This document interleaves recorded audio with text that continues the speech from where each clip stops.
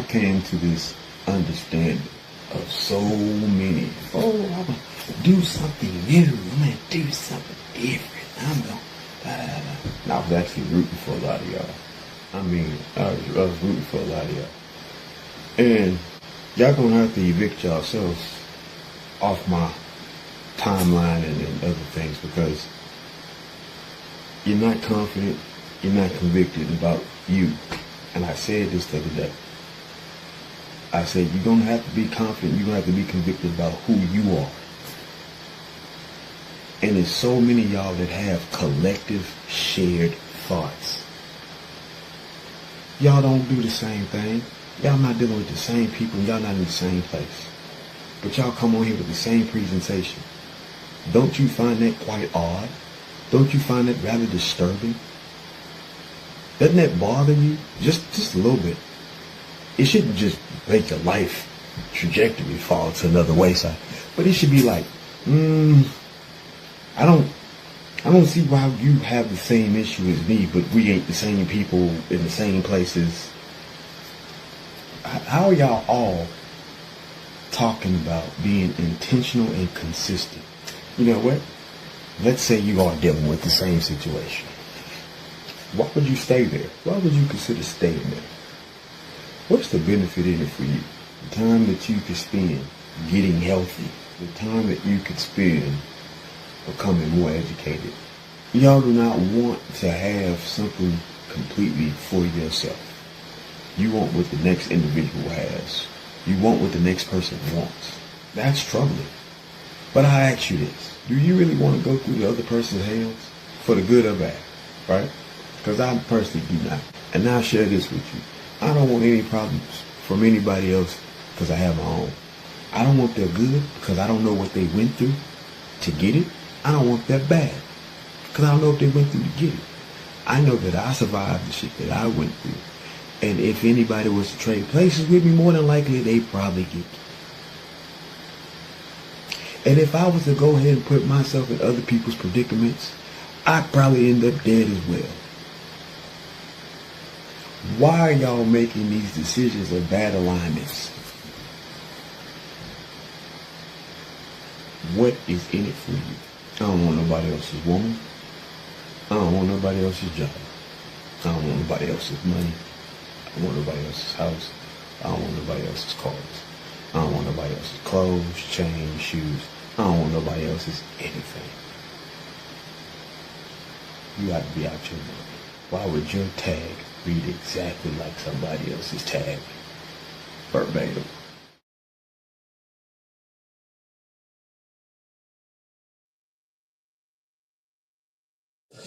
And we're going to say amen and amen. So, yo, listen. Y'all know how this goes. Today is Thursday, February the 12th, 2026. A day you never been in before and a day you'll never be in again. So make the most out of this shit, my friends. Welcome, T-Max Network, man. Please like, comment, and subscribe. Hope to see you here. Interact in the chat. But tonight, ladies, we're going to ask y'all to stand back and just kind of observe. Take some notes. Get to interacting with men on a mental level and understand that what you have a perception of isn't the reality of all. So, very, very, very special night tonight. One of my brothers and close friends from many moons and one of historical H-Town figures is in the building. My guy, Mean Moore. We're going to bring him up later. But what's up, my boy? Say what's up, man. You got to say what's up to the people. What's happening, people? How y'all doing? How y'all doing? Yeah. And then we got Mr. Ronnie Woodham in the building. We're gonna appreciate you for all that you do, man. You not only you a soldier in real time, you a soldier for the Lord, and you a soldier over here at T-Max Network. Goddamn, I think at some point in time, you and Master P was really good friends, and you got a no limit chain in your closet somewhere. You just ain't showed us. But we appreciate you for rocking with us, Mr. Ronnie Woodham. And last but not least, the ice cold, stone cold, Onyx Bowl, Mr. 2-6 himself, T-Max Network. Shout out to my bro, my guy, my brother, my friend, my mentor. Listen, my right hand, left hand, back, arms. God gave me this, man, and y'all can't take them from me. If you do, you got a whole lot of hell you got to go through. So before we get started, I gotta shout my guy out. I gotta shout him out. My man, level one. Oh man. Hey man, appreciate it, bro. It's a blessing. Hey, thanks to you and others like you, man. We're pulling this thing, locking arms together, one brick by brick, you know what I'm saying? So we can build this wall around us, then we'll lay our foundation so nobody don't see what we're doing on the compound. You feel me? Absolutely, absolutely. And so, fellas, y'all stick around later because we're gonna talk about it. We gotta get y'all on level one too. Uh, but man, we're gonna get to the main thing, and we're gonna have a conversation. So, Ronnie Whittingham, let me introduce you to my brother, Mr. Amin Moore, an actual R&B great, an H-Town legend. And also, have you ever met anybody undefeated on Apollo? Nah, stop playing. No, you just What? did. Is that the Yeah, stage right now? yeah, you What? just did. Yeah, you just did. Yeah, I'm You just honored. did. That's what's up. Yeah. My man's undefeated on Apollo. Also, his presence also gave the culture one of the greatest directions of a movie that he was supposed to be in. But we're gonna let him tell you about that. You want to tell him the name of that movie, Mr. Amin Moore? The name of that movie was Jason Lyrics. Jason Lyrics. The iconic, you know what I'm saying, hood classic was Jason Yeah, Lyrics. really, really close. Now, only thing is, I don't like how they played us. They had my boy Alan Payne up there with on next to the damn bio, fucking Jada Pinkett talking about Buffalo. Right. I never see the sun set before. I said, Yeah, hey, yeah, they had man, us a little country in there, man. It was look, a that little wasn't even country. That was just buffoonery and coonery. Buffalo. right. But man, welcome, man. Thank you for coming, man. I understand that anytime you want to come through and chop it up, this is the Sit Bro session of T-Max Network. Sit Bro is an acronym that also plays the role of a double entendre. Success is the best revenge overall. Let me say that one more time. Success is the best revenge overall. At that point, bro, I had to realize when we came up with this, I just it hit me last night because of how things have been turning in my life here recently. Right. And it's kind of like that Muhammad Ali situation. Like, how did you know he was the greatest? This, that, the third. And like, I didn't know. I just said it so much. It just started happening. Right. So You gotta believe that's where we at right now with it. But the double entendre is you see a brother, you know what it's like for you see another man with the wheels turning and look like directions just kind of lost. Hey, bro, come and sit. Come and sit. Come have a cigar. Come have a talk. Just relax. Clear your mind. Don't even say nothing. Just sit, bro. And that's what this is about, man. So it's a mighty round table of gentlemen, collective group that we're gonna get this really, really more drawn out. So this is actually season 3. We took a break because I had me a personal hiatus of some stuff, but niggas just say we back like cook crack. Episode 56 too, bro. That's crazy. Yeah. Oh, hey, man, that's a blessing, bro. Y'all keep going, man, and keep doing the thing. Hey, man, listen. Yeah. Listen, I ain't even trying to brag, but shout out to my bro because he pointed out to me. It was a point where people kind of laid off and I just kept going. I didn't even realize what I was doing until he was like, hey, bro, I appreciate you. And I was like, hey, ain't nothing, bro. I mean, just get on and do the show. And I just kept doing it, kept doing it. So every Sunday, sometimes I had panels, sometimes I didn't. I just kept going. Sometimes I pop up with gaming, sometimes I pop up with something else, and I just kept going. But that's just to go to show that when my man gave me the word years ago, I stuck to it because he said clear as day. And it's also recorded like everything else. Everybody need to remember when you come here, this is shit recorded. He said, now is not the time to jump ship. When he said that, something went through me, in me, around me, above me, below me, on me, out me, and it stayed with me the entire time. And I even shared that with people on that raggedy app called TikTok. And some people didn't understand, but I had to learn then at that point, hey man, every word ain't for everybody. Yeah. So here we are. But man, let's get started, man. Before we go into to the thing. Let's talk about how the greatest middle school on earth had so many dynamic people, known and unknown, and still connected to this day. That would be one Louis Welch Middle School in Houston, Texas, Shout out to the based over Wells. there Shout out to the Wells. on South Gessner and West Belford, over in Southwest Houston, man. Yeah, man. Welch is kind of like one of those schools where it's something that's kind of hidden. A lot of people don't know. A lot of people came from over there, but it's right in the heart of Southwest Houston, and going through the Southwest Houston is like I don't know. It's kind of like a lot of history there that you have in the Houston area. You know, you have Beyonce go there. Kelly Rowland. Kelly Rowland. A guy named Major Johnson. Joseph Adai. Benny Brazil. I mean Moore. myself. Burley Moore. You know, guy who played on Jason Lyrics. Who else, man? I mean, it was so much chaos. So many. It's crazy. Yeah. It is crazy. It is crazy to think about just in our time frame that we were there. How many iconic people that came out of that group? That's insane. That's insane, bro. But hey, what a time to be alive. Yeah, you have to be competitive to be in that realm too. You know what I'm saying? With all of those people and all of that talent and stuff like that. So you have to stay sharp on your chops and on your craft, because you had so many people coming up at the same time. So you always have to be on your job at the same time. If not, you're just gonna get lost in the sauce. So let's talk about that. Not only was it a very competitive place, but it was also a whole lot of love every day. It was crazy. Like, you had people that might not have been doing too well in school, but they look forward to coming to school, which is crazy. School Welch was like it was kind of like a party, every day at school, but it wasn't, you know what I'm saying? But we had so much fun. There was so much love between everybody.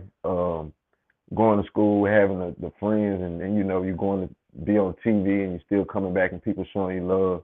Right. And, it was never a whole lot of hate, nothing like that. So it was, the southwest side of Houston, and it was just that southern hospitality.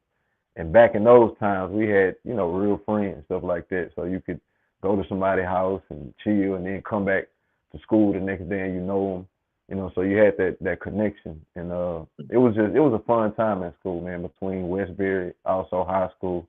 But Welch was just different, man. We used to go in and play dominoes.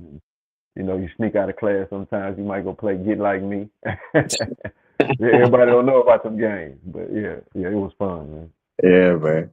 So let's talk about one iconic moment that took place. Right. Oh man, which one? The O.J. Simpson trial is being played on the live speakers in the TVs in the school. Oh yeah. That was crazy. And they announced O.J. Simpson not guilty. Explain the energy throughout the entirety of the building.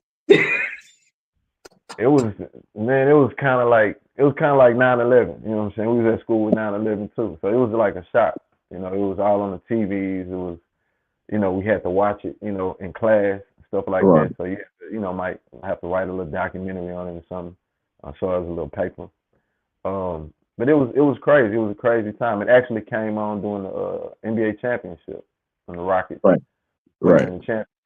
Right. So we had a double win that year. Right. They cut the whole championship just to show that. So it was crazy. It was wild. So the kicking part, bro. Dude, I remember us running out the classroom and running the hallways as if we wanted champions. And shout out, we were district champs. Shout out, we did our thing. We were district champs. Also, shout out to the band. They went and did their thing in the performing arts school. When I tell you that was just the W in Welch stands for winning. Oh yeah. Because that's all they do. That's all we did. The track team, football, basketball. Don't matter. If it was pushing marbles, we was gonna bust your head. Oh yeah. That's how like that's why the friendships of the day, like people who made friends in high school, if they went to Wealth, you might have been my best friend at high school. But bro, let me tell Right. you, you ain't finna outdo. It You're was not just finna different. outdo the 900 some odd people I passed in the Right. hallways and spoke to everybody It at was Wealth. different, man. It was different. Yeah, It was for sure. different. All right, Yeah. so from there, we talk about didn't drop dime to the neighborhood, so we unfamiliar, and Apollo was a black family ritual every Saturday night. Yeah. And me Yeah. and my little brother, we sitting up in the house. And then Josh and Joy Guidry sitting up in the house at their house. And we Right. just playing, we being goofy. They Josh and Joy, we don't know what they was doing. But then we hear, wee! Like, oh, that boy can sing. And then we look at the screen. Ah, me. Oh Right. boy, the house was on fire to see Yeah. one of your homies on the big stage and doing the big thing and had New York City going nuts in the arena. Yeah, Dog. man. That was an experience, bro. That was probably like that was a dream as a kid. Growing up as a kid and starting to sing. I started really in church, and I just started looking at my mom. My mom was a choir director, so I used to just look at her. My brother played the drums, and Yeah. I used to always just look at the stage, and I used to look at people and how they reacted to what they were doing on the stage. If it was singing, or if it was directing, or if it was playing the drums, I just looked at the people's reaction from what they were doing. And I got the bug from my aunt. My aunt used to always ask me to sing. My favorite song was My Johnny Gill back in the day. So I used to run around singing that. So it was kind of the reactions of the older women. I'm like Mhm. that. I'm a kid. I'm 5 and 6 years old, 7 years old, and these grown women want me to sing for them. So it kind of got that spark. And just going through and going through those journeys of understanding, that I had a gift. Somebody found me, a guy named Jeff Spivey, and he kind of took me around, started singing. And before I got to the Apollo, it was a spot called the Hip Hop Comedy Stop. I don't know if y'all ever heard of that. It was back in the '80s. So I started singing in clubs when I was probably about 7 or 8 years old, something like that. So I was doing those clubs, and when I started in there, I was kind of nervous. It's 7 to 8 years old, and I'm going up against grown men and grown women, comedy clubs. You got the drinking, you got the smoking. So as a kid, you got to adjust to all that. So it's like Mhm. your eyes big and you Yeah. seeing people and things. So I got used to the stage, and got used to the stage and got my energy up and the things that I could do on stage and what I could do and start learning, how to move to this side and move to that side and work the crowd. And didn't know that it was a scout that was out in the audience, by the name of Maxine Lewis, a lady named Okay. Maxine Lewis. Yeah. Like 80, maybe around 90, 91. And she, came backstage and she started talking to me and said that, Apollo. And that kind of blew my mind. I didn't really think it was real. At the time, you being 8, 9 years old, you looking at TV and you seeing Mhm. Apollo. You don't really think that it's something that you could actually, grab or get. Right. Because the only person that you see at that time in the 80s, 88, 90, 87 is Michael Jackson. Really. Yeah. Mike, Prince, Whitney. Right. You see big artists. So you don't really see anybody that was, on your level or local that you could actually look at and try to get those things from and it be something tangible that you could, that you can try to go and get. So it was just kind of a learning curve. And man, I started singing and when I got to the Apollo, it was like my eyes were like I don't know, it was like glowing. Like Right. everything was sparkling. it's like you walking down the aisle and you see everything, man, and you see all these pictures of all these greats. You see the walls, what's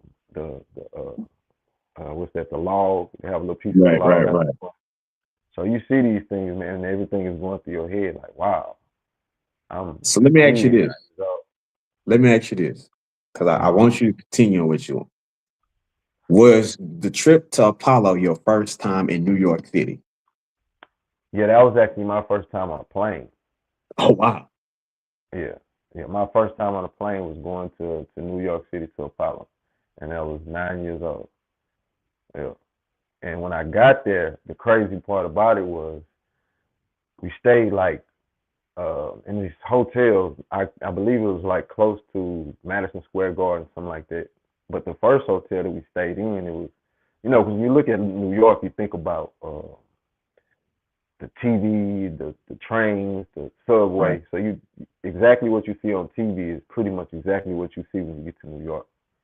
We got to the hotel room and it was an outline of somebody dying or something like that. Somebody had got killed the day Mm. before or something like that. So they still had the chalk outline, the yellow tape. And so they had to move us from that hotel to another hotel because of the crime. You Yeah. go through the subways, you see people fighting on the subways, see big rats, you know. So it's a big culture shock, you know what I'm saying, from coming from Houston and Correct. going up to New York. That was a really big culture shock. So Right, right, right. So crazy. correct me if I'm wrong. Mm. I recall it being like this. You went on Apollo, you killed it. And then you had Right. a follow-up interview on 97.9, correct? Or was it just a few? It was something like that. Okay. Once we got to Apollo, it was I believe 91, 92, something like that. We got back, we won. They filmed it in February. It didn't come on. No, actually, they filmed it in November, I believe, and it didn't come on until like February. So that time we're waiting, and it's the anxiety of coming. It's like, man, I'm really gonna be on TV, and as the time is waiting, we got a little hotel room and got a what they call them, the ballroom. I'm sorry, Right, right. ballroom. Set up TVs, and a lot of family and stuff came in, and we watched it, man. And to see yourself on TV, man, it was real mind blowing. Hey, can I ask a question though, D, if you don't mind? Go ahead, brother. Jump Okay. in. Is it all right? Brotherhood. Is it okay if we watch it It's right now? open, man. It's Is it open, man. It's okay? brotherhood. Brotherhood. Is it okay if we watch it right now? Yeah, I swear to Oh, God, for I know sure, I've seen it. That for he said sure. 93. Yeah. Yeah, I know yeah. I've It was seen like, it. All I right. know So I what I'm watched gonna you on do is, stage. Yo, this is crazy. yeah. So what I'm gonna do is I'm gonna play a snippet because this platform here don't like the Yeah. music behind it. But good okay, thing that the first note that you hit was a cappella before the music dropped. Then we're gonna right. cut it short. But y'all take a look at I Mean More on Apollo with Steve Harvey. Please welcome to the stage, I Mean More. I Mean More. Come on, y'all. Oh, my man. What up, I mean? How you Wow, doing, it's bro? actually the first All time. right. How old are Wow. you? 12, 12. Where you from? Houston, Texas. Oh, yeah? Houston, Texas. All right. What school you go to out there? Welch Middle School. You gonna say hi to your friends? No, All right. You got a couple boys out there. All right. What do you hope to be when you grow up now? I mean, singer.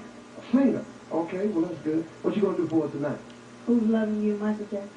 Who's Loving You, Wow. Michael Jackson. You know the song. Y'all put your hands together. Houston, Texas. Go on out there. I mean more.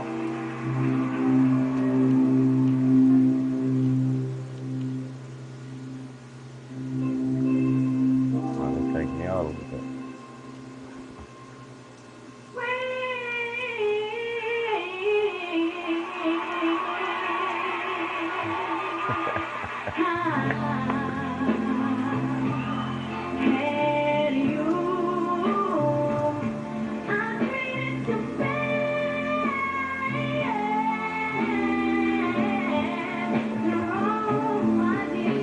Oh wow. Yeah. Yeah. Wow. Yo, man, Wow. y'all give it up for Wow. me more on the follow. Man. Hey, appreciate y'all, man. For sure. Yeah. Appreciate So, y'all. highlight. This happens, and the theater arts class, they had us move into the auditorium. And I think that's around the time that the tap dancing girls and stuff was in there, the ballet girls was in there. Right. And I did this wonderful piece of Edgar Allan Poe. Theater arts teacher sitting up there. Oh, I just can't wait to see you on the TV. I'm like, I don't want to be an actor. She's like, no, don't say this to me. Like, and then one of the choir teachers says, I mean, oh, I mean, she was a white woman. She was a little short. She had very thick curly hair. She said, "Who you please sing?" Everybody got off the stage. Boom. Now, Welch has a reasonably sized auditorium. Am I lying? I mean, Yeah, it's pretty big, pretty big. it's pretty big auditorium, bro. And it's so big that even as an adult, when you go back, you like, damn, we was really in this bitch. Like, it's not like, you know how most places you go back and you like, It looked damn, smaller. You I thought it was used to big thought, when yeah, it was, yeah. I used to think this was Right. that is Pretty just big. big. So we got the doors open to the left. We got the doors open in the back in the center. My man's on stage. No microphone. And I remember there was a brand new girl named Kimberly Floyd. And I said, Wow. yeah, as soon as he starts singing, I'm going to walk over there and hold her hand. And I said, and boy, I timed it perfectly. Shout out to you. Love, much love. Already. He hit it. Bro, when he hit it, let me tell you what happened. This was one of the next biggest days at the school where people came flooding out of the office, which was across the way from the auditorium. The cafeteria is on to the left. People came flooding out of that. Girls was in the dance section that was behind the stage. There's a whole separate. They come out the band hall and now, nigga, the Apollo can't match the energy that is going on in this place right now. Bro, I think they let us have an extra 5 minutes to get to class because the energy was too high. How many high fives and shakes and the autographs did you do after that? Man, it was pandemonium in there. It was. I mean, that was the part that kind of got us so excited. You know, as a kid, you seeing all of these things and you see it on TV. You know, you see people running for Michael Jackson, but you're a kid as yourself, and you like, damn, I'm getting this much attention. It's kind of Right. You know, it's kind of overwhelming at the same time, but it's a cool feeling to know that people, you respect your talent and got much Right. love for you like that. So I always, respected my people, showed love to my people. I always shouted out Wilkes because those were, that's always my grounding, my grounding point. So it was a crazy feeling just seeing the girls running through the hallways, Yeah. getting that type of attention. It was fun at the same time, but it was something I had to learn too, that it is a power to be able to have a song like that, to be able to sing and control somebody's emotions or what they can do. So you got to be able to use that for the good, and if you use it for bad, then some things gonna come back on you. So it's So a the good, only it's a thing good that thing. I had, the only thing I was hoping for, let me tell y'all, we had a theme park, a Six Flags theme park called Astroworld. It sat literally across the street from Astrodome, right? Right. It's no longer there. Now they had a whole outdoor concert area. I was like, if they let my boy sing over there, hey, Right. I'm gonna be like Duck. Work it, Well, JT, work the it. crazy thing is, me and Beyonce did a concert over there once. It was at the Astorworld Auditorium. Mm-hmm. They had like a little auditorium thing in there, and it was Yeah. like a little competition. And it went over real well. It was a lot of people in there. I got a guy named Major Johnson. He was in it. Also, I believe Ashley Hunter. I believe that's her name. I don't want to Right. get it wrong. She was on Apollo as well. She was from Houston. Houston too. Went to the School of Performing Arts. So we did a Shout lot out to of. them.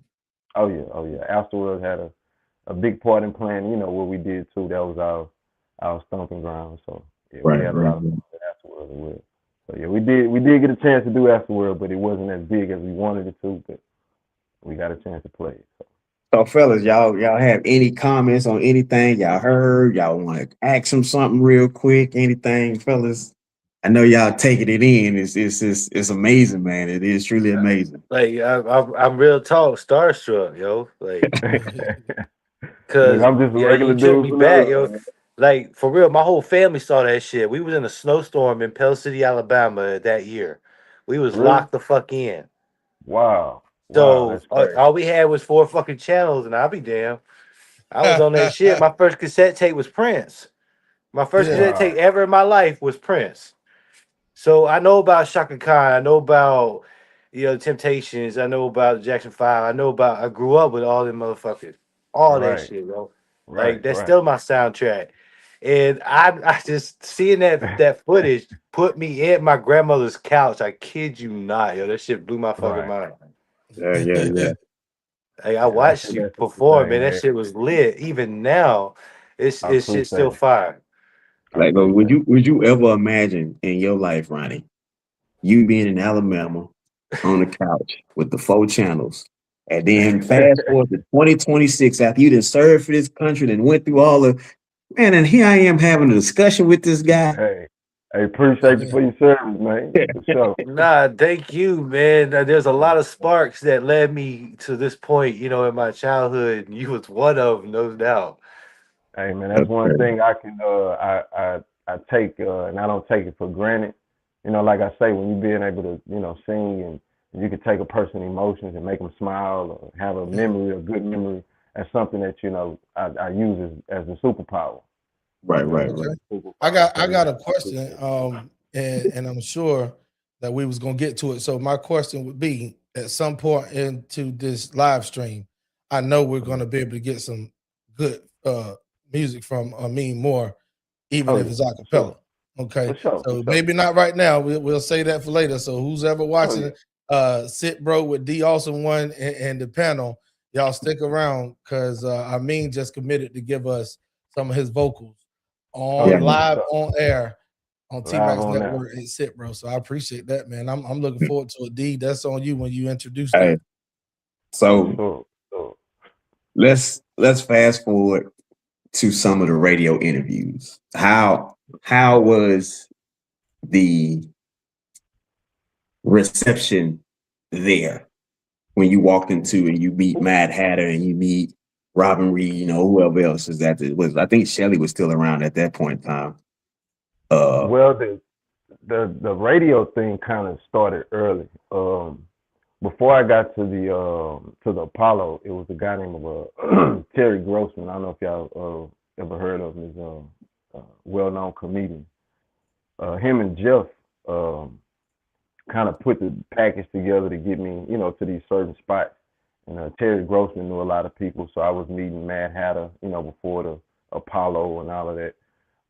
Meeting a lot of different comedians. Rushion McDonald, which is Steve Harvey's manager, that's who ran the club that I was singing at. So I was, under him for a while, taking notes and stuff as he's uh, hosting the shows. I'd watch him. A young lady named Bridgette Taylor was working with her.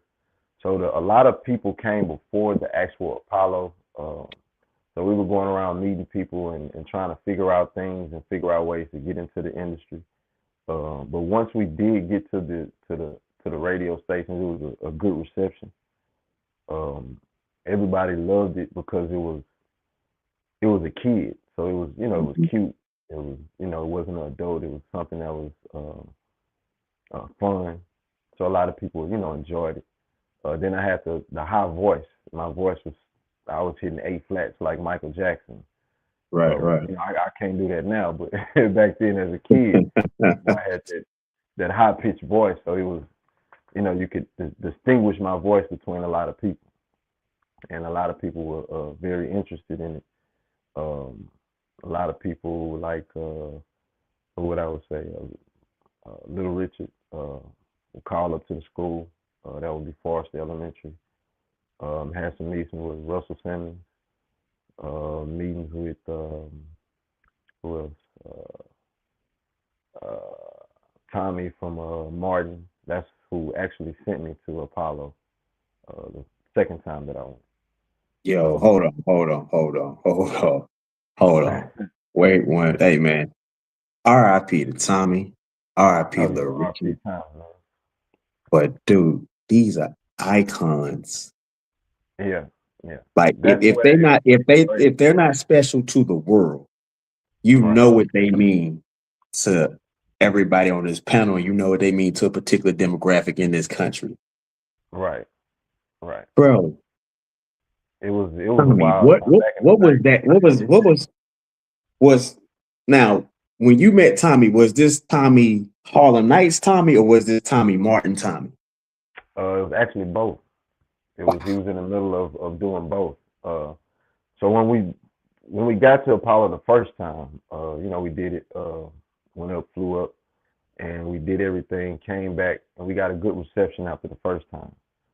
That's when the calls started coming in, and that's when I met with Russell Simmons, people like that, and they were trying to figure out, you know, what we could do as far as a kid act. That's when who was that? Jermaine Dupri kind of started working his magic in the kid act thing. So we were going around the industry trying to figure out, you know, what we could do. So basically, it was really more so who was the safest, not so much who had the money. Right.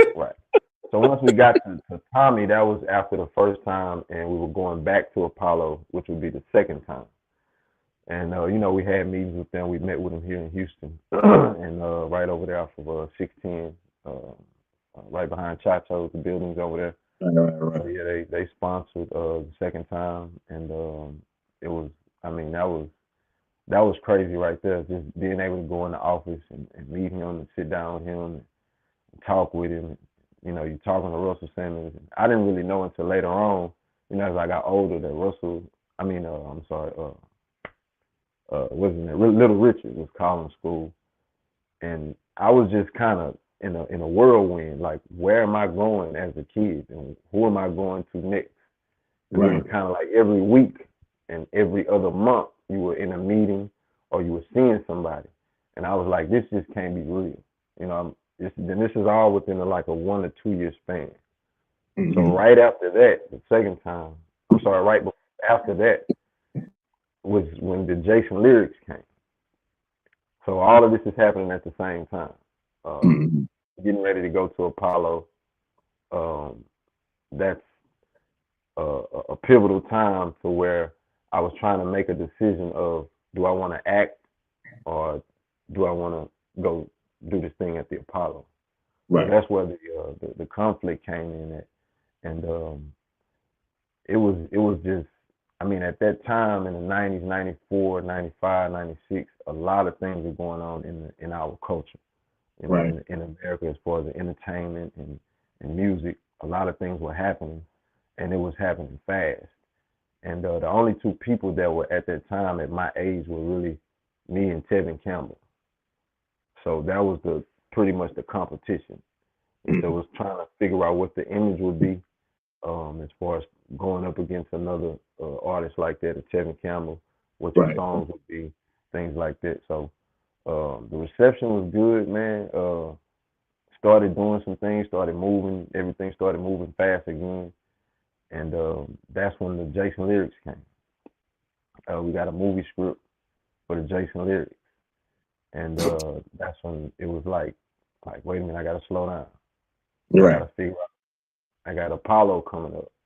Right. I got this Jason lyrics thing at the same time. So, you know, as a kid, you kind of looking at, what do I really want to do? And is this decision, is it going to hurt me? So at that time, I'm thinking about this all the time that I know that I have this Apollo thing coming up, and this is what I want to do because I'm a singer. I've never Mm-hmm. acted before, so being on a big stage like that was kind of, being in a big movie like that, it was kind of scary. So going through that process and going through singing, then you going to meet Tommy and meet these people, and then you get ready for this big movie. It was another shock. So I had to kind of take the step back from singing and learn how to read a script, learn how to act, learn how to take these classes, and also change who you are as a person. You have to actually get into the character. So I didn't understand any of these things at 9 and 10 years old. I had no idea of what the acting world came with.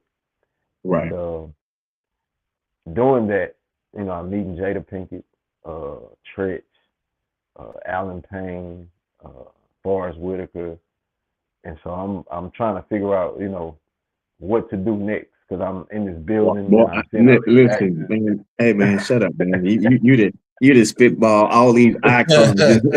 It's icon after Right. icon after icon. Is like, So I'm yo, like, and they was I right was here in the kind of backyard, bro. That's crazy. They yeah, was they was right here right in here the in the backyard. backyard. Yeah, and it's like you kind of figure out where to go as a kid, and because you're not really making these decisions, so it's like what are these adults going to do for with me next?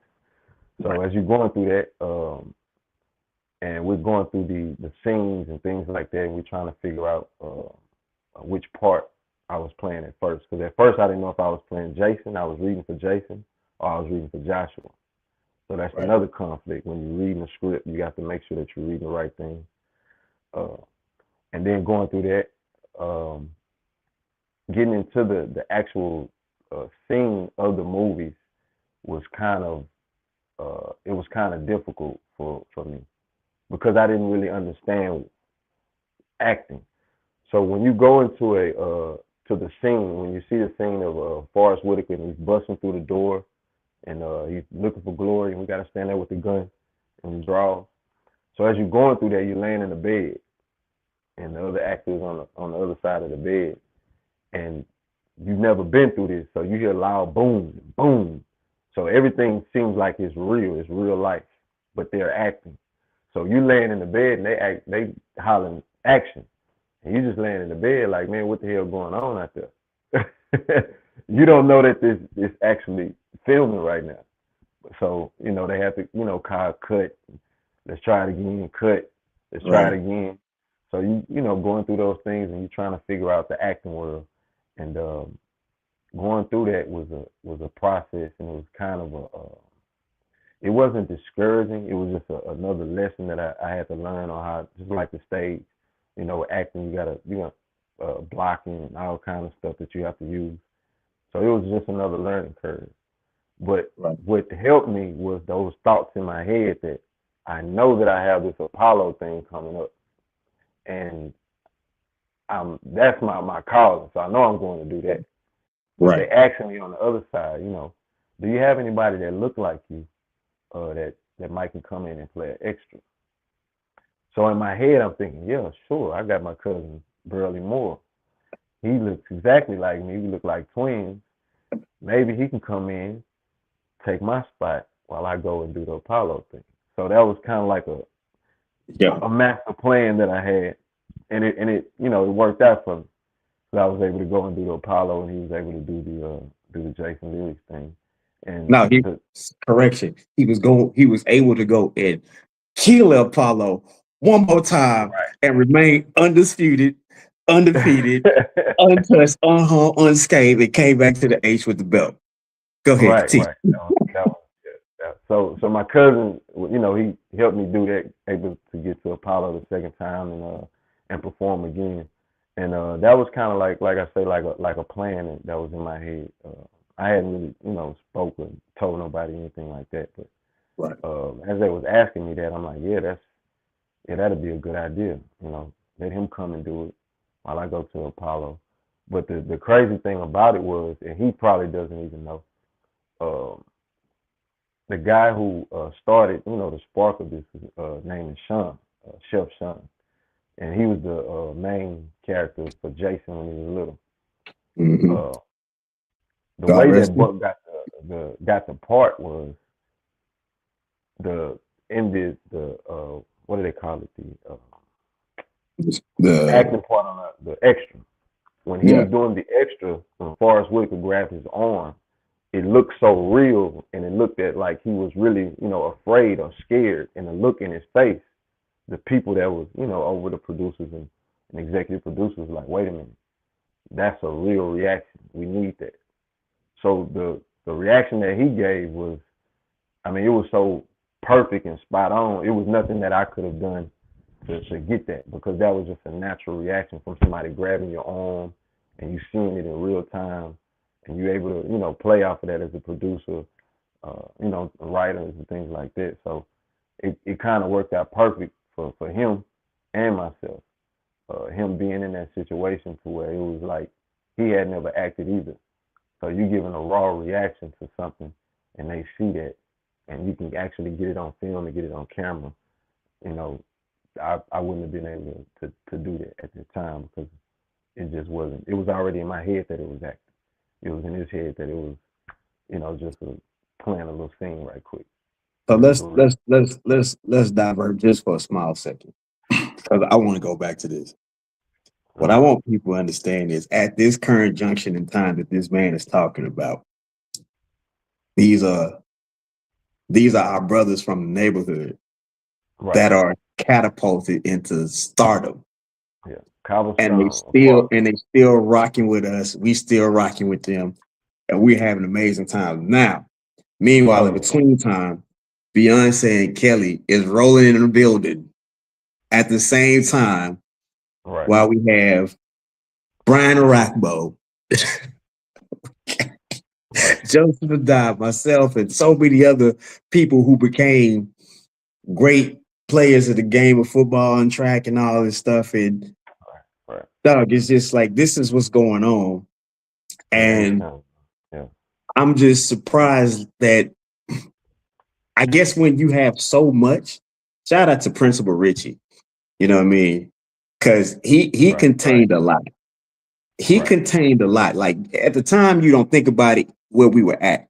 Like, the standardized testing was coming about. We go from Started. nothing Yeah. to the top 10, top 5 in standardized testing. And we're doing this, like I say again, with all of these people. Shout out to Josh. I forgot my MLB brother was also there as well. Oh There's yeah. a Shout couple out of, to Jack. Yeah. Yeah. yeah. Yeah. So Cal. yeah, just, I A mean, lot of people. Yeah. lots of people. And it's just that, bro, you got to think about these people. Just they're people. They the homies, and we Oh had them in our presence. And the thing, shout out to Welsh Middle School. Anything between 93, 94, 95, 96, 97. Appreciate y'all greatly. Let me tell you why. yeah. Because those relationships today are still intact, Oh yeah. and Oh yeah. because the humanity that was expressed then and also very much now in 2026. And we lost a few people. We lost a Yeah. few people, and it's still to say, like, when we find out, like, man, those were our R.I.P. brothers and sisters. Still, so shout out to them. Speaking of people that we lost, Chef Sean, who played Jason, the kid in Jason, Right. there, RIP to him, and blessings to his family, and hope they are getting sending much condolences to them. Explain, like, before we get to the interview that he had, explain like the interaction with him as a kid. What was that like? Because he wasn't from Houston. Oh man. Shout out Chef Sean, man. Y'all go look him up too. He got some things, some music and stuff that he got out. But Sean was a cool dude, man. That was kind of like one of the first introductions to industry people that I had. Because other than that, it was just me on the road singing. I'm with older people. That was like the first person my age that I was able to really interact with for those 2 or 3 weeks that we were together. I mean, it was cool, man. We was able to go and take tutoring together. We had a special tutor that we had to work with each day. We gave her hell. We would eat candy all day. sometimes sleep in the tutoring thing while they were out filming. We would go to Dave and Buster's. They would take us. It was me, Forrest Whitaker, the mother, Alan Payne, Jada Pinkett. We all went to Dave and Buster's and just chill.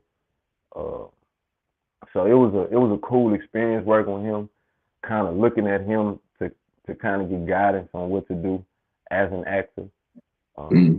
The things that he showed, the way he was able to go from Sean and then go to Jason was kind of incredible to me as a kid to be able to see that, especially at that time.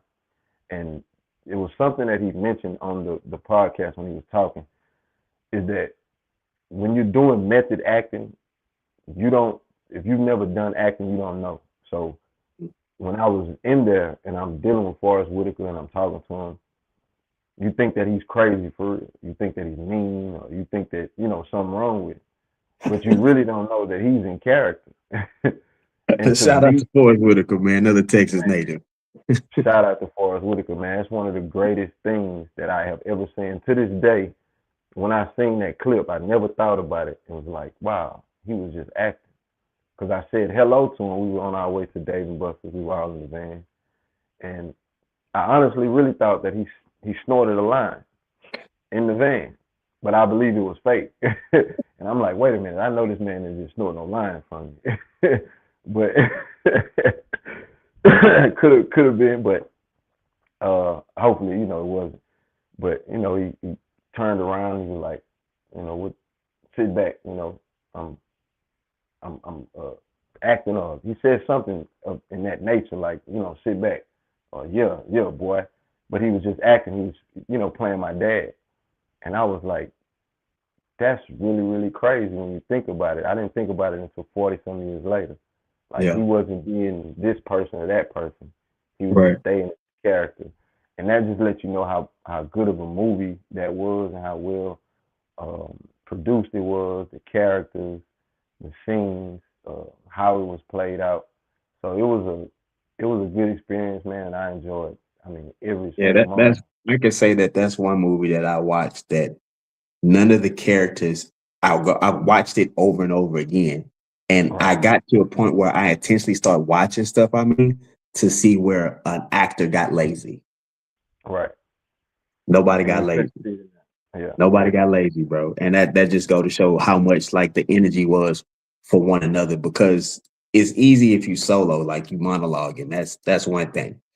Right? Because even if you tell off, nobody can really tell because you have verbiage to cover up certain things, right? You can come up and create a story. But because I'm bouncing off you bouncing off me, they're bouncing off what we got going on. Right. Everybody was in tune. Yeah, and so, man, yeah, man, that's crazy. Now, so R.I.P. Chef Sean. I see this. Chef Sean is he well and loud. What they talk about? Who passed away then? Oh no, nobody passed away. Nobody passed away. That's really what that's why they was like, yo, bro passed away. Like, they really said he was gone. No, he's not. He's okay. So loud and effect. Thank you for that, brother. Thank you for bringing that to light. And if you can't, send them the link and tell them come on. For sure. So he said something, and this what caught my attention. He was like, the role was meant for one guy, another guy got it because I know they had some stuff over the years, and I'm like, nah, bro, that's why we here, just to clarify that, because that was never ever the case, never the case. Well, that statement right there, that was just because he hadn't seen us in a while since the end of the taping. Because once how it happened was, once they asked me if I had somebody that looked like me or, was able to take my spot as an extra, I said, sure. So my cousin went in. Actually, my grandfather got a spot too, and my uncle. They were all extras as well. So he got the part, and probably maybe a month or two later, I was on a flight to New York for the Apollo. So I mean, it was cool for us, man. We went to the same middle school. He went to Welch as well, Yep. so Yep. it was cool. It was never no beef or nothing like that. I mean, every single day we was together, hooping together, playing baseball together. So we was linked together like brothers, man. And that's just always been my thing.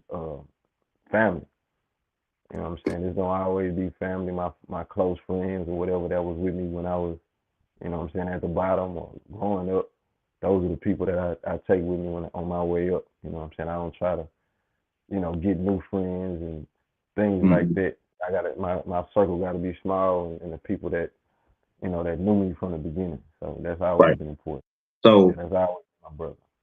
one of the most poignant things I always tell the people is, as a father, your son should always see you in your glory. Oh yeah, sure. And as a father, you should see your son starting to step into his glory.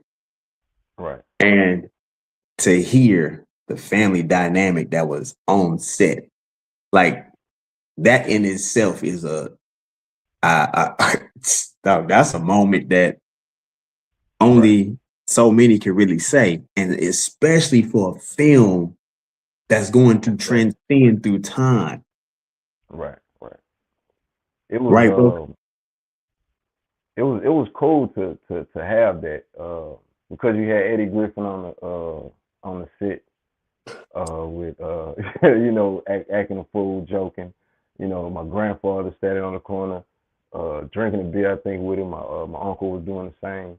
So to be in that atmosphere with that, you know, level of greatness, you know, people at their craft, it was a cool moment, especially for Houston. You know, because it put Houston on the map at that time, and to Right. be a part of that, two things in two different areas, you know, to help put Houston on the map, which is music and film. You know, I was blessed and grateful to be able to, you know, have them opportunities. So you was talking, and bro, let me tell you, as you was talking, I just had like the most vivid flashback. I remember being in my apartment, greenhouse patio, in the living room watching Jason's lyrics.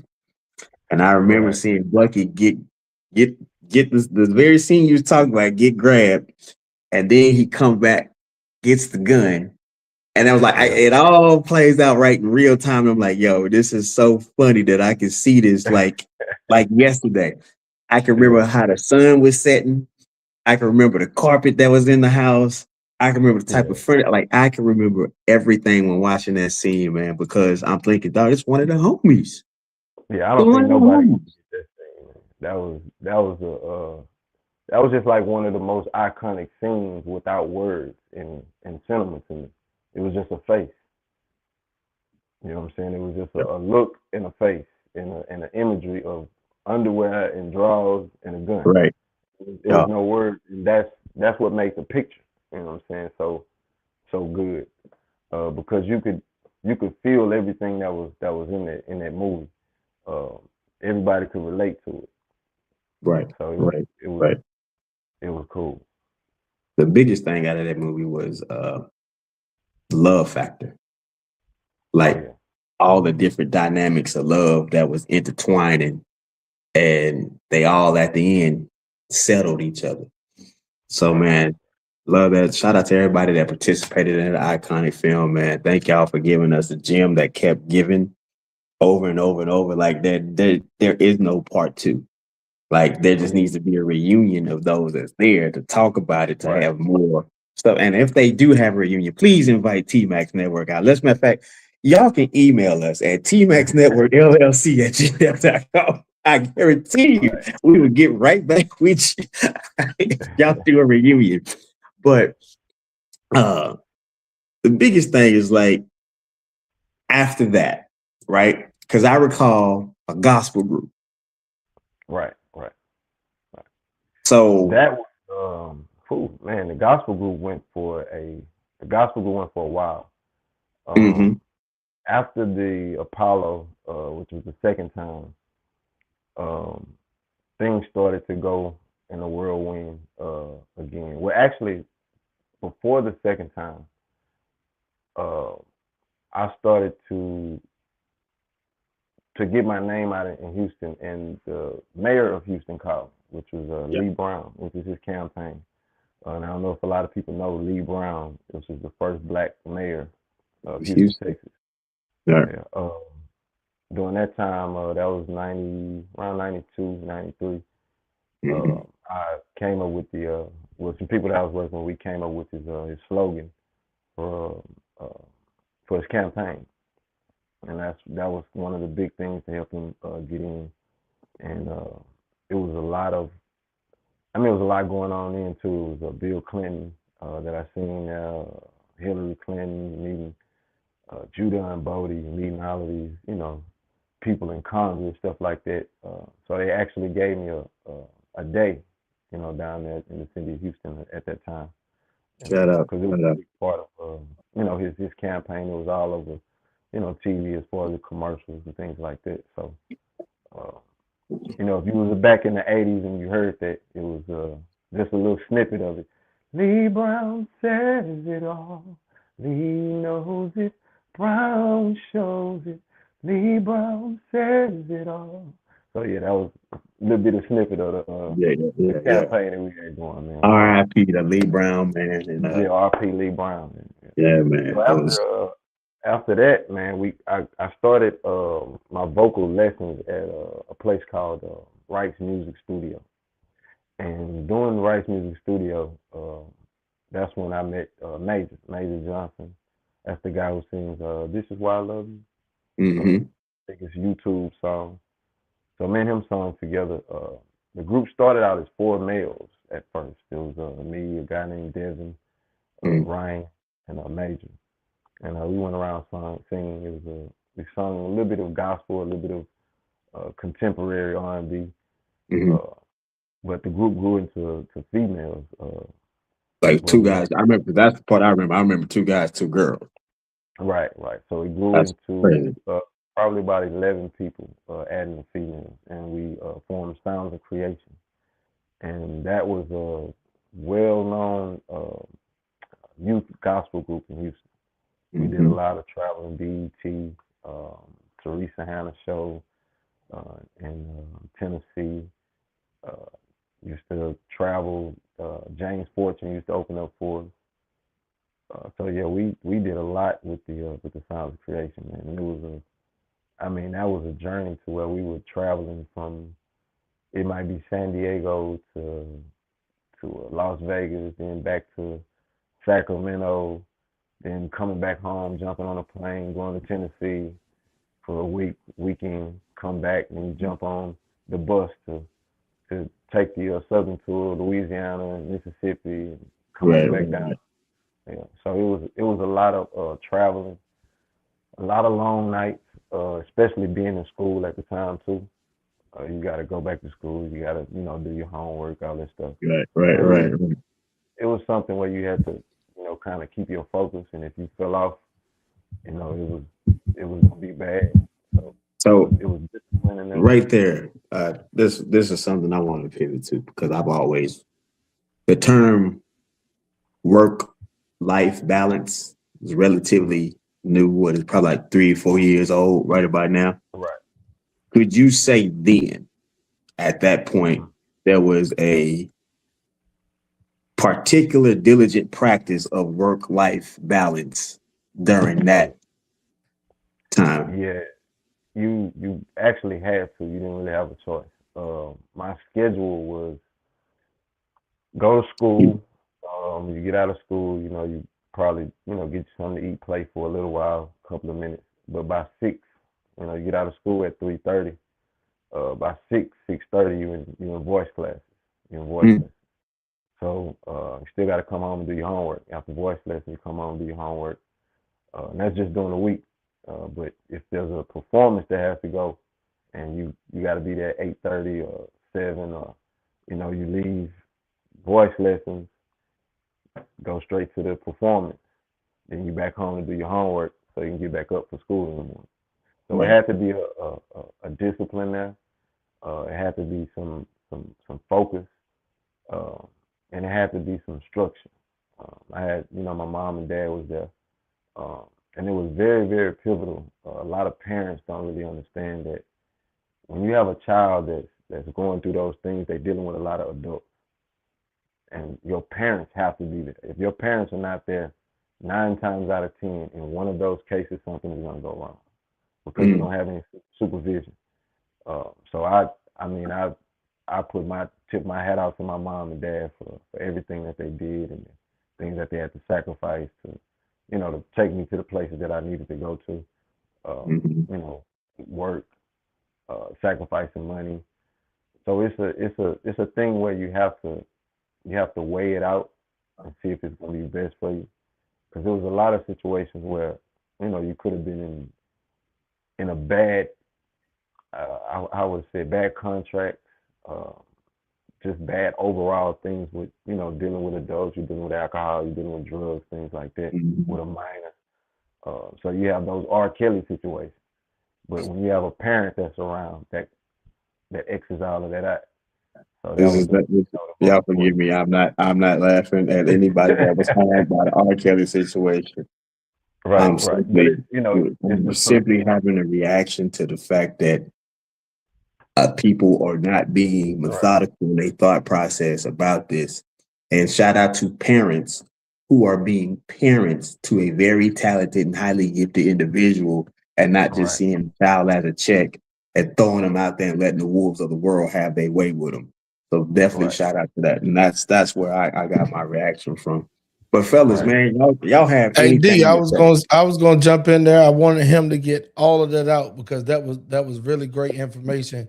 Looking back over some of the stuff that he experienced and went through. So I mean, man, I'm just sitting here like Ronnie. I'm starstruck. I visualize and I know the face as a kid all the way up. So like, hey, before we get too far away from the movie Jason Lyric, let's take a look at a clip real quick, and you tell me, after the clip is off, what we just saw, and like, you just break it down, okay? Okay. She say, when he lost his leg, he lost his mind. Mad Dog. The proper command is? Ceasefire. But I wanted to love him. Come here, give your daddy a hug. Come here. Come here. I wanted the magic back. Oh, God, you getting big. How you feeling? All right. You doing fine? Yeah. How's your mama doing? She fine. Baby, take care of your mama, don't you? You know we're gonna be a family again. Josh.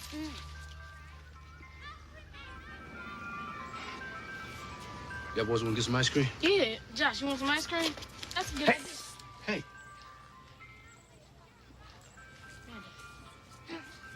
Mad Dog, stop. Stop. Mad Dog, you hurt me.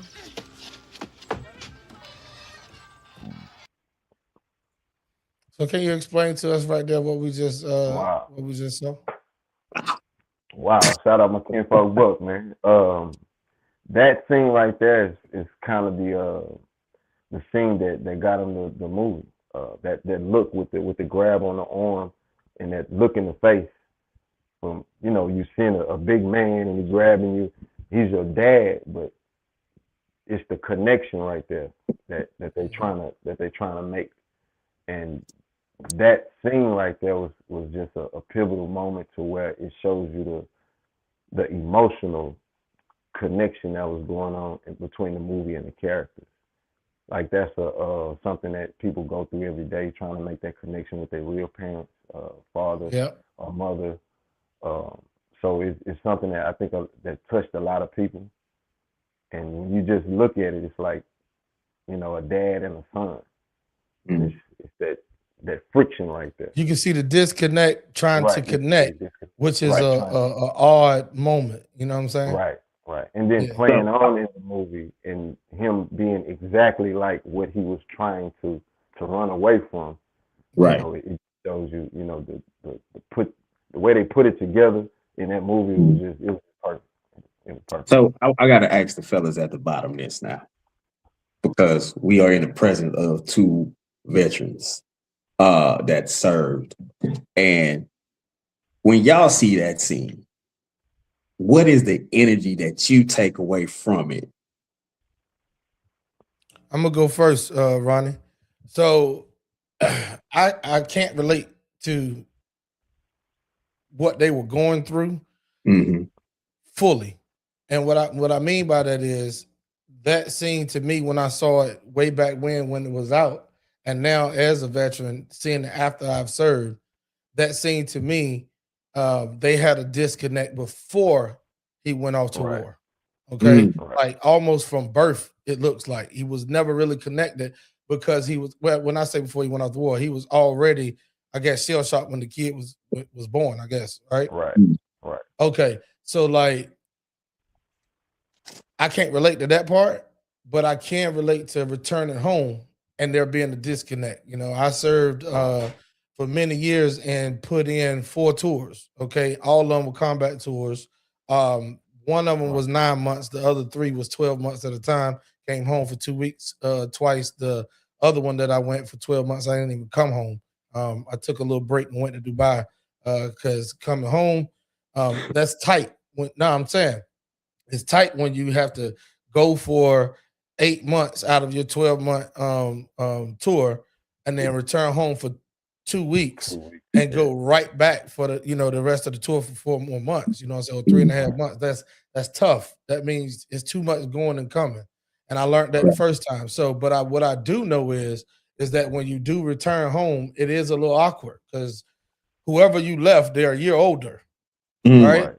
And shout out to the United States military, any branch, because what they do is they teach you and tell you how to re-enter your environment coming home. They tell you not to go in so hard and strong to try to take, especially as a man, to try to take back the reins from your spouse who's Mm-hmm. been holding it down for a year, doing everything, your part and hers, right? Right. And Mhm. and to slow entry back into the children's lives as well. So Mhm. I can relate to the disconnect, but to that extent I can't. You know what I mean? I can Yeah. understand, but I can't Right. relate to What when I was more in hopes of maybe Ronnie can get to is like not necessarily you per se. Like that's why I said, what energy do you grab from that as into how did you see something exactly like that play out yeah. from So with that, I grabbed the energy of uh sorrow for both of them, the, Mm, the kid and Mad Dog. Um, Mhm. I can understand. But Mad Dog also took on a lot of habits that mhm, enhanced his behavior. Correct. Correct. Like really, like the alcoholism, I can understand.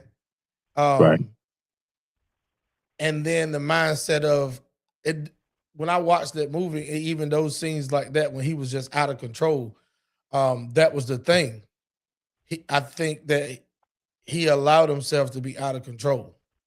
Right. Like back then in those days, just let's just say that was a real situation. Back then in those days, they didn't have a lot of programs and things that we have nowadays that will Right. help facilitate his rehabilitation coming back and getting himself whole versus throwing him straight into society after he just went and done like he went and done the stuff that Ronnie probably could talk to you about. I was IT. I was on the fob. I was very important. Everybody could talk about us, but they can't talk without us, right? Mhm, So I didn't go out there on the front lines and but I did see some horrific things that put me right. in that mind state. I've seen death. I've seen gory, like mangled, and I've seen a lot of things that put us in the mindset. You gonna hold that thing on up, yes, sir.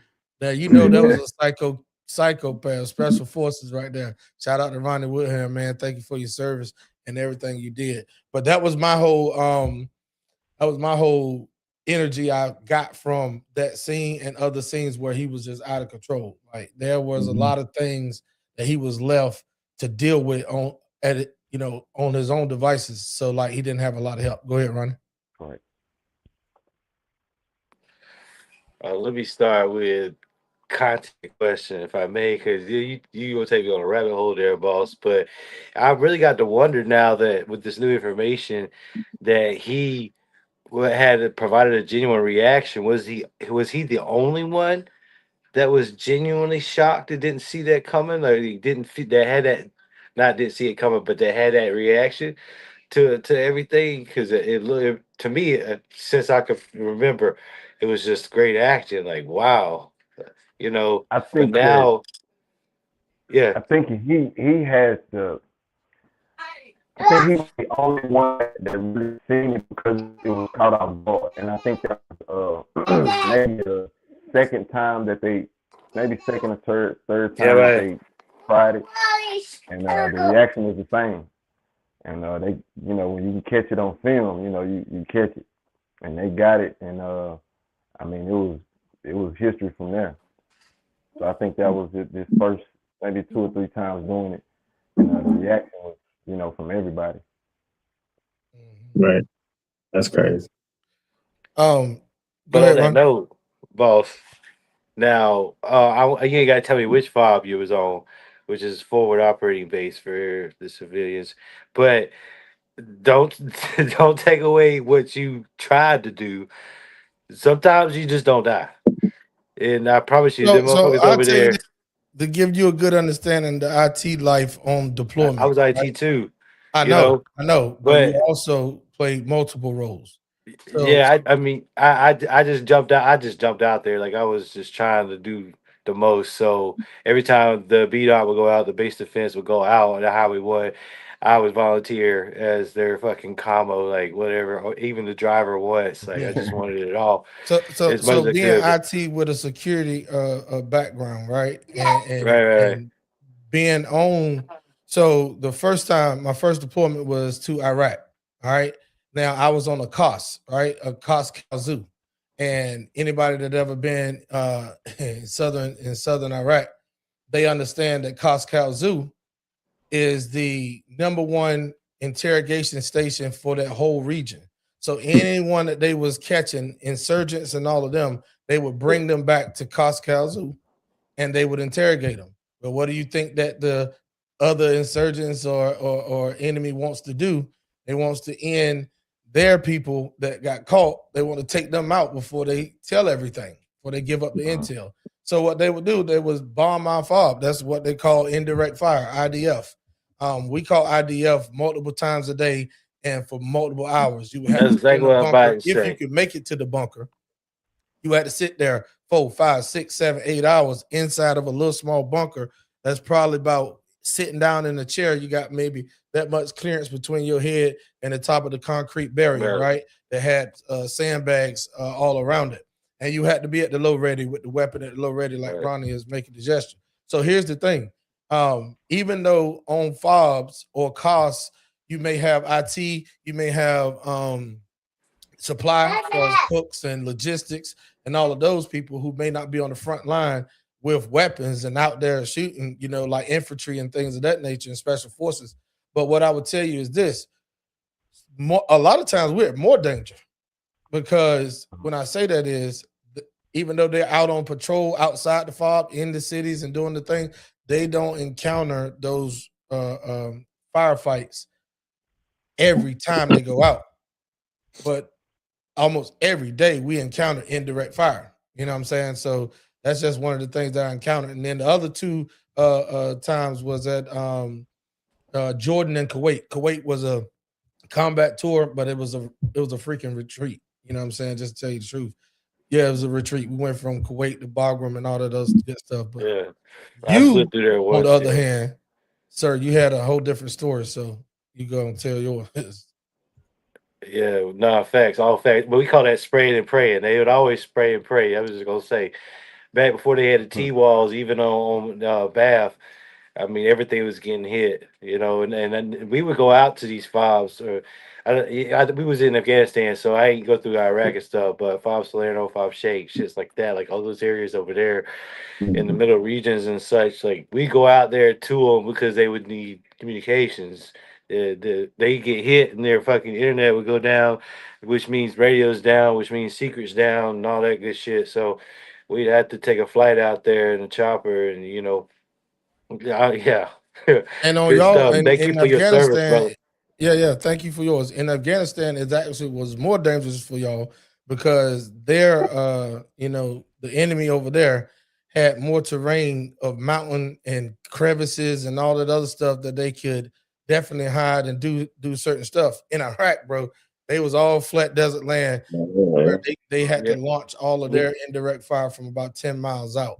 We really came more concerned with the insider threats. That became the most deadly. Um, their own teams turning against us, basically. Like Yeah. they developed the whole He done program opened around up that war shit. stories. We're gonna be here all night long. I'm telling Nah, you that nah, right but now. that does bring me to talk about though the way he came in. There was a disconnect there, though. I mean, that's what I was trying to relate to. But yeah, I could spit fire all night with you. So, and it seemed weird because the connections were different. Both of them were different. Like it took me back to in a different way this time, because all my experiences took a play as I was watching it. My first thought was, well, he's teaching them that somebody could really pull up and fucking shoot your ass. Yeah. You know what I'm saying? Like there's a Yep. lesson there. There's a father there. There's some type of, but then the next connection was completely different. So Yeah. Hey D, before you move on, man, to tie down those war stories we just talked about, I want to play this next clip and then we can go on and you can go and do your thing. This next clip right here, I do relate to. When I say not me personally, but a lot of my soldiers that came back as soon as we re-entered, and they did tell you how to slowly gradually put yourself back into control. A lot of them picked up those habits that he had that put them out of control. So these are some things that as an NCO, non-commissioned officer, I had to deal with my soldiers going through these moments right here. Got nothing to do. It got nothing to do with your leg, okay? It's my leg. I told you, it ain't got nothing to do with your leg. I man up for you. Stop it! Stop it! Stop it! Stop it! No! Stop it! Stop it! Leave me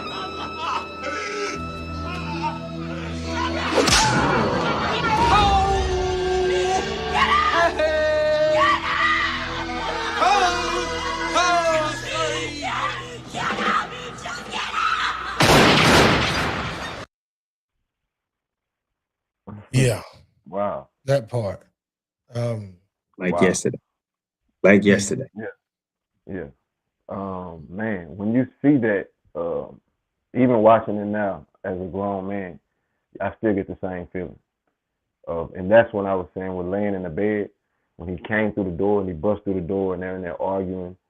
And as a kid, 8, 9 years old, you're laying in the bed and you don't understand that this is acting.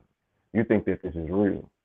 So when you're seeing that and you're feeling that and you see those emotions, that was scary for me as a kid.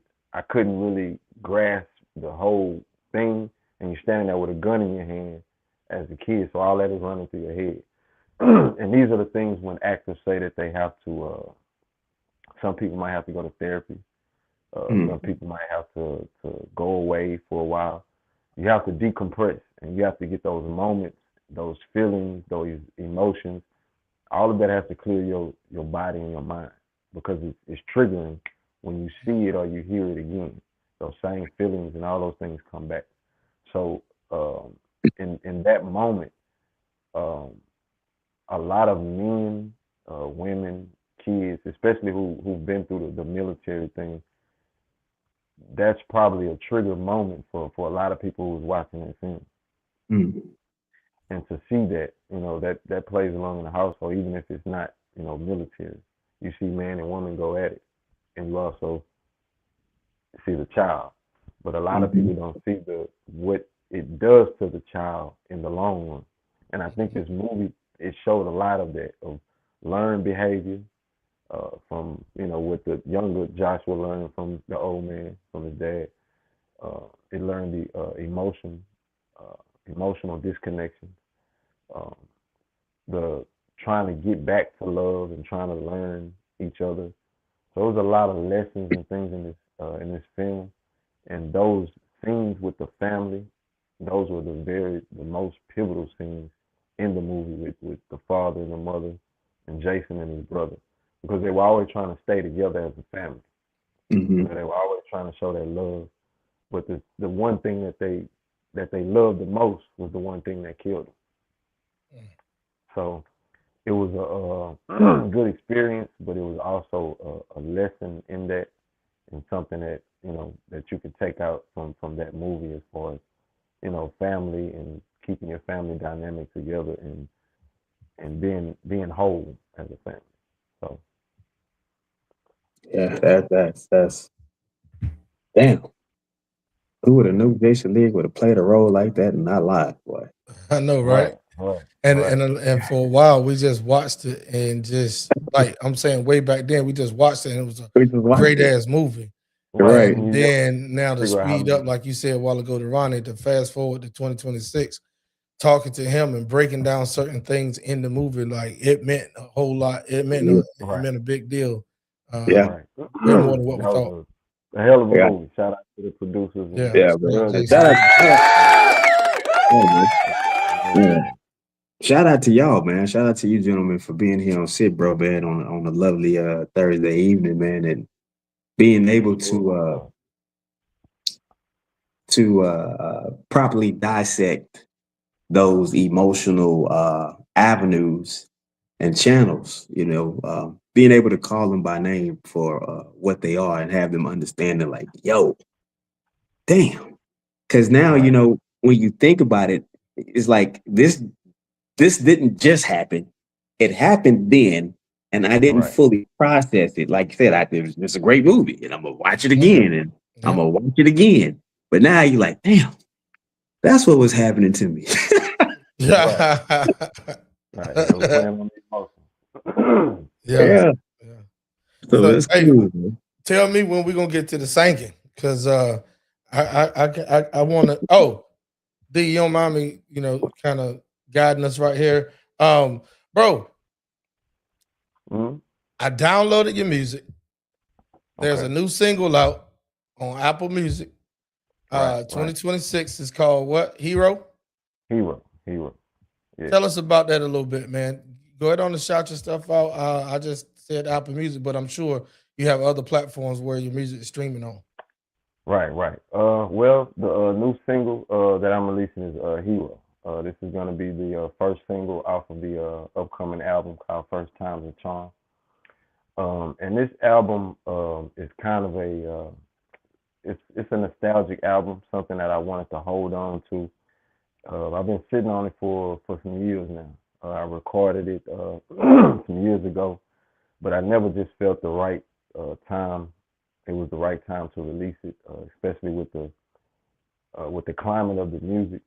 This is an album that's it's very vulnerable. It's talking about certain situations, certain things that I've been through in relationships, the ups, the downs, the mess ups, the breakups. So it's a chance for me to be vulnerable and give my raw emotions on an album and a piece of work that I can put out to the world, and hopefully they enjoy it. We got some more coming, but this is going to be the start of it.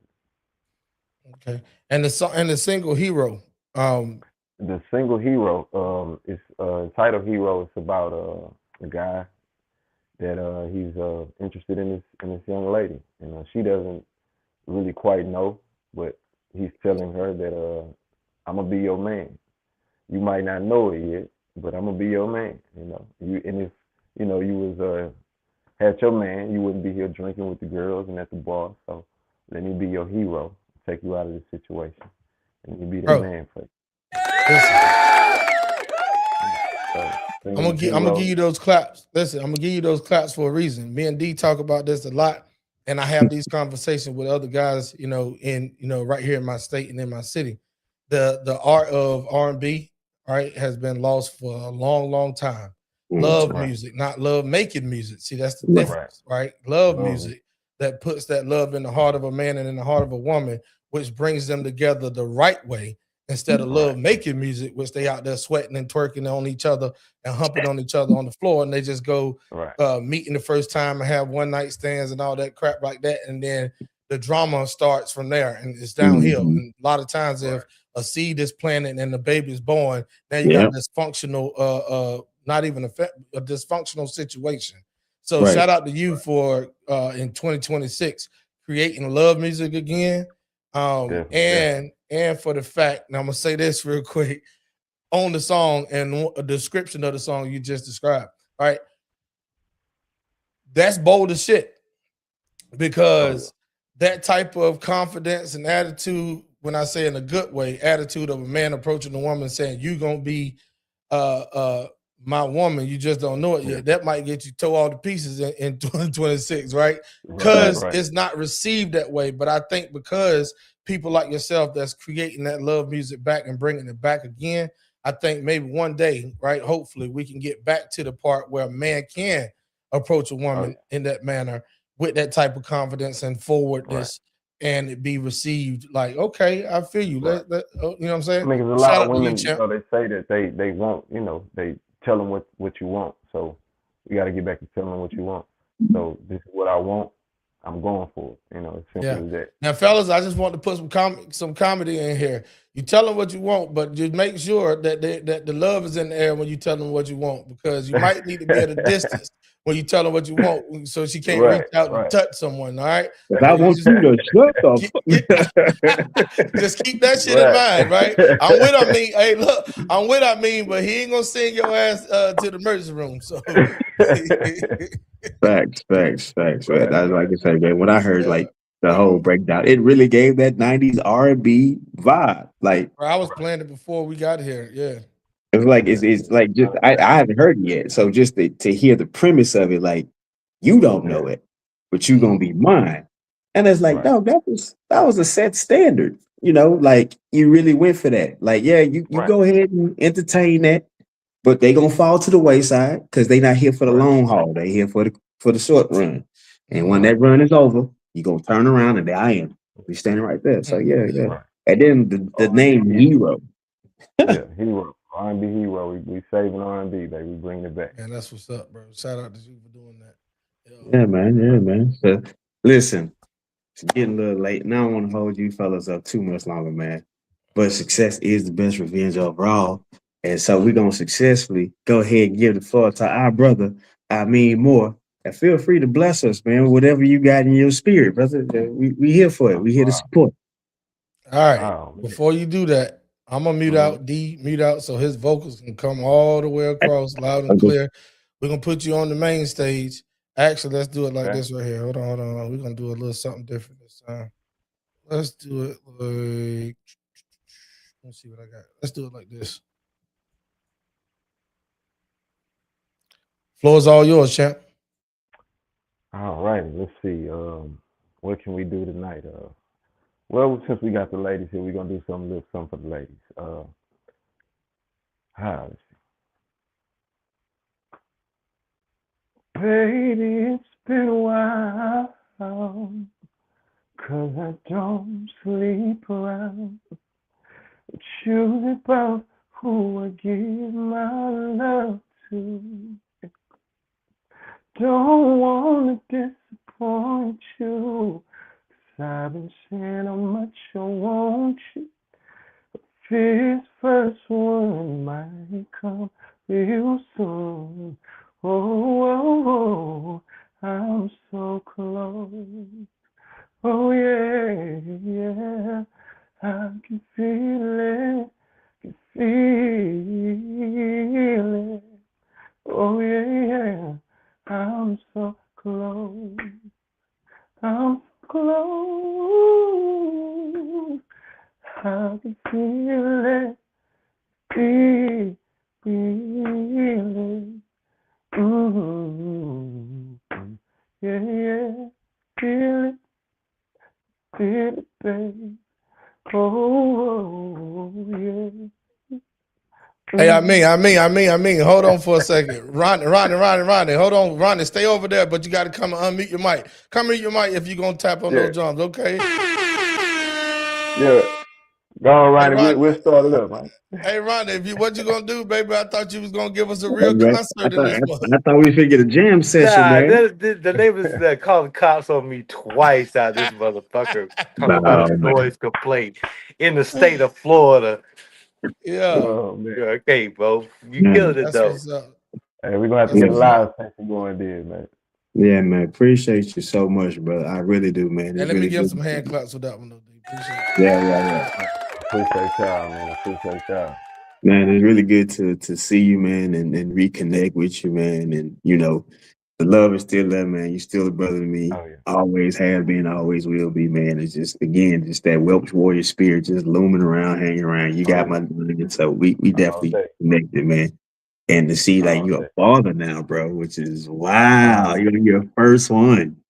That's the greatest feeling in the world, man. Shout out to my baby Amari Lee Rose, man. That's my heart. For Yeah, man. So I know that's a different vibration when it comes down with you in the studio at times, and now you got that look, her hitting you in the head and hitting you in the heart and hitting you in the spine, like, yo, okay, I gotta make baby girl proud. Oh yeah, it's gonna make me go even harder, man. Yes, sir. So is she showing signs of kind of humming the tune here and there? The crazy thing about that, man, is she's been showing signs since in the womb. You know what I'm saying? That when she came out, her favorite thing to do now is to watch Dora the Explorer and sing her little songs, and she has a little guitar microphone, so she definitely has the bug. And hopefully, and praying to God, man, that I see these years and see her grow and can be able to guide her through whatever it is that she needs to needs daddy for. Daddy gonna be there. Right. But just to see her, if she's able to grab a phone, a microphone, an instrument, anything, I mean, that would just make my world. I wouldn't need anything else. I ain't got to sing another song as long as she, can do it. Man, so listen, fellas, man, I want y'all to have some lasting words on the night, man. And first and foremost, before we go there, I want to thank each and every last one of y'all, man, because although the audience ain't being like it was supposed to, dude, I've probably had the most fun tonight. This is this is when you we really have. definitely had fun. I probably had the most fun tonight doing this show. Like, we've had some solid ones. Me and Al talked about, like, yeah, bro, that was a good one. But bro, I probably had the most realization of self and being able to hear and see y'all's response to certain things. And like, damn, I know what that is. Yeah, I know what that is. Like, I could call that, even though it happened in separate places and at separate times, but I can identify with it and I can respect it or even just understand it, even if I couldn't relate to it. So I appreciate y'all fellas for coming on here, man, and unveiling this brotherhood for S.I.T, bro. And man, the floor is y'all's, man. Go ahead and have a circle and take us out, man. But thank y'all. Hey, I mean, I appreciate you even coming up here, and thanks to D that we got a chance to meet you in real life, right? Even though it's virtual, this setting on S.I.T, bro, we all together, even though we're in different locations. So, shout out to you, bro. I got your music downloaded. Me and D, will make sure we push it every chance we can get over here on T-Max Network and any other platform that we on. I definitely gonna spread the word about your single. Any other projects outside of that you want to shout out yourself or speak on where people can find you at? Well, you can I'm on all streaming platforms. You can go to YouTube. You can go to Apple Music, Spotify. The single is uploaded. The album should be hopefully say around summertime, maybe spring break somewhere up in there. That's the best time to make a baby.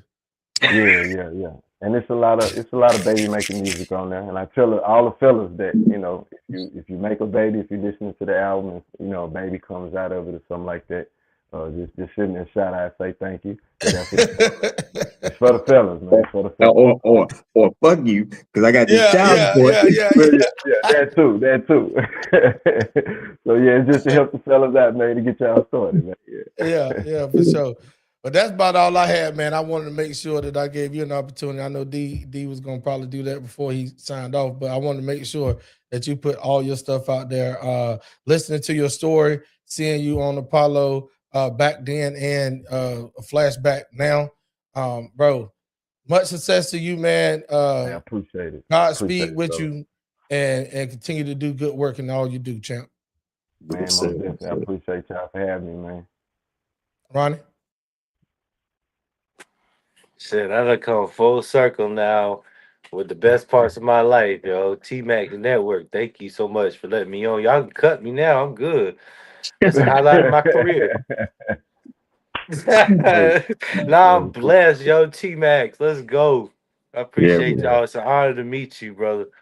Man, I And meet you too, for brother. what it's worth, like, thank you for being that example. You know what I mean? The kings like us are too far and few between. So to actually meet one of the greats out there, like, man, and see you still doing your thing, leading for your family like you are, wow, let's go.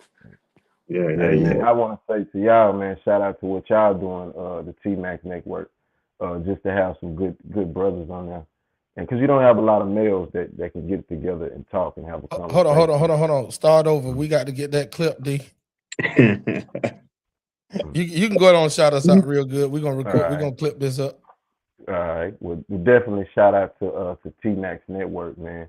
To have a group of brothers that can come on and have a conversation and get things going and get conversation started between people is a good thing. You don't have a lot of males that can actually get in the room and have a conversation without conflict nowadays, whether it be on a podcast, be a live stream, or live and in person. To be able to do that, have conversations, hash things out, talk about emotions, talk about love, family, is a great platform and a great thing to have, especially in today's time. And also, we're not all African American brothers. We all come from different worlds, different walks of life. To be able to have different people on here, different walks of life, to have a conversation and come to one agreement, laugh and talk. It's a beautiful thing. And T-Max Network, keep doing it, keep making it happen, and keep bringing people together, man. Yes, sir. Yes, sir. Listen, man, I am your host, the awesome one, man, and it's still Thursday, February 12th, 2026, man, the year of our Lord, man. The day you've never been in before and the day you'll never be in again. So tomorrow is Friday the 13th. Protect yourself at all times. So, listen, man, I know a lot of people will be getting ready to celebrate Valentine's Day, but listen, as men, make sure that we show that love to self, to God, to woman, to children, and then to the world. Keep that hierarchy in order, and then everything else will remain in order for us, man. Listen, fellas, what a night. What a night, man. Yes, sir. I can't, bro, I almost cried thinking about 1994, 95, 93. Like, yo, like, wow. Wow. Wow. What a time, brother. What a time. Jeez. Hey, and I definitely feel like coming back, man. Yeah. Hey, man, come on. Hey, The door is open. Come on Actually, back. there is no door. It's just an archway. You walk in and out when you want to. Yes, sir. Yes, sir. Sure. I'm definitely gonna be supporting, man, for sure. Yeah, please, y'all fellas. With that being said, man, we're gonna sign off before we sign. I want to say thank y'all everybody that viewed. Thank y'all that's gonna watch the replay. Thank y'all for signing up and sharing love to my brother Amin Moore. Go catch him on Apple Music right now. Get that song Hero. Get a hero in your life, ladies, because that's gonna be really the best time around February 16th. Shout out to my little brother's birthday on the way. So for get around February 16th, we can get past the fluff, That's my dad's birthday. Oh man, that's my great grandmother's birthday as well. So a lot of good people born on that. Right. So listen, we gonna get past the fluff. All right. We're gonna start these new relationship ways on the 16th. Now, with that being said, listen, we also would like to extend an invitation to everybody that has participated this far in the show, man.